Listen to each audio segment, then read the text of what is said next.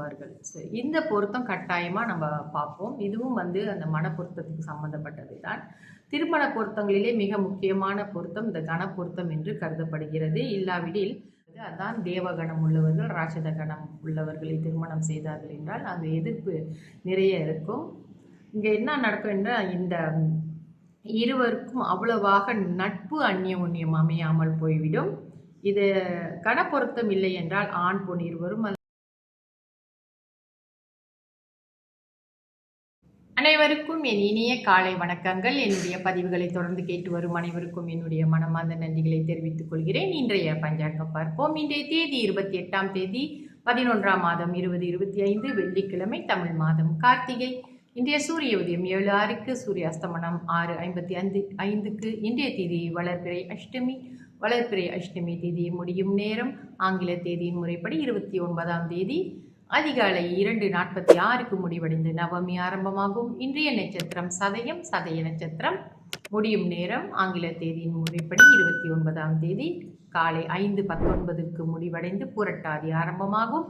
இன்றைய யோகம் சித்த யோகம். நல்ல நேரம் காலை 7:05 8:34 வரை. அதன் பிறகு மாலை வேளையில் 5:56 6:55 வரை. இரவு வேளையில் 8:53 9:53 வரை. ராகு கால நேரம் காலை 11:31 மதியம் 1 வரை. யமகண்ட நேரம் மதியம் 3:58 மாலை 5:26 வரை. கூலிகன் காலை 8:34 10:03 வரை. சந்திராஸ்தம ராசி.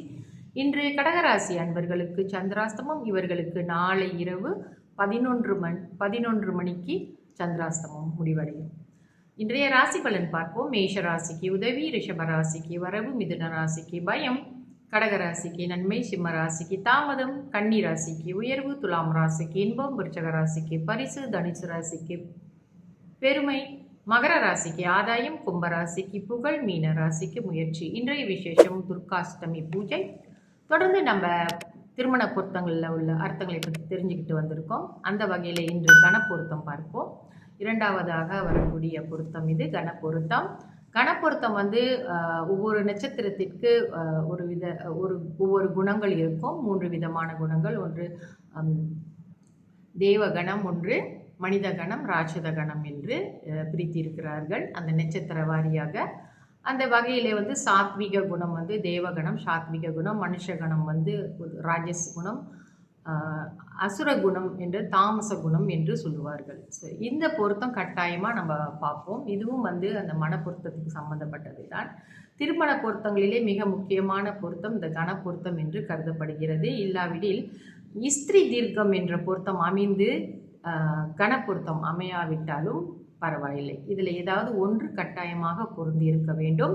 இஸ்திரி தீர்க்க பொருத்தமும் அமையாமல், கண பொருத்தமும் அமையாமல், தின பொருத்தமும் அமையாமல் இருந்தால் இது கொஞ்சம் கடினமான, அவர்கள் தினசரி அவர்கள் அனுசரித்து போகக்கூடிய விஷயங்களில் கொஞ்சம் கடினமாக கஷ்டமாக இருக்கும். கட்டாயமாக இந்த பொருத்தங்களிலே இஸ்திரி தீர்க்கம் இருந்தால், கண பொருத்தம் ஒன்று இருந்தால் ஒன்று இல்லாமல் இருப்பதற்கு வாய்ப்புகள் அதிகம் இருக்கிறது. அதனாலே கணப்பொருத்தம் இருந்தால் இஸ்திரி தீர்க்க பொருத்தம் அவ்வளவா பார்க்க மாட்டார்கள். இஸ்திரி தீர்க்க பொருத்தம் இருந்தால் கணப்பொருத்தம் இல்லை என்றாலும் பரவாயில்ல அப்படின்னு தான் சொல்லுவாங்க. ஏன்னா எல்லாருக்குமே அந்த 10 பொருத்தங்களும் அமையாது. 1 2 இந்த மாதிரி தான் முன்ன பின்ன இருக்கும். அதை அனுசரித்து தான் நம்ம போக வேண்டும். இந்த கணப்பொருத்தம் என்பது அதான் தேவகணம் உள்ளவர்கள் ராட்சத கணம் உள்ளவர்களை திருமணம் செய்தார்கள் என்றால் அங்கு எதிர்ப்பு நிறைய இருக்கும். இங்கே என்ன நடக்கும் என்றால் இந்த இருவருக்கும் அவ்வளவாக நட்பு அந்யோன்யம் அமையாமல் போய்விடும். இது கணப்பொருத்தம் இல்லை என்றால் ஆண் பொன் இருவரும் கீரியும் பாம்பும் மாதிரி இருப்பாங்க அப்படின்னும் சொல்லப்படுது. அதனால் இங்கே ஒற்றுமை, திருமண பந்தத்திலே ஒற்றுமை மிகவும் அவசியமாக இருப்பதனால் இந்த கணப்பொருத்தமும் மிக முக்கியமாக கருதப்படுகிறது. இதில் எல்லாரும் கவனத்தில் எடுத்துக்கொள்ள வேண்டும். அடுத்த பதிவிலே மற்ற ஒரு பொருத்தத்தின் அர்த்தங்களை பார்ப்போம். நன்றி, வணக்கம்.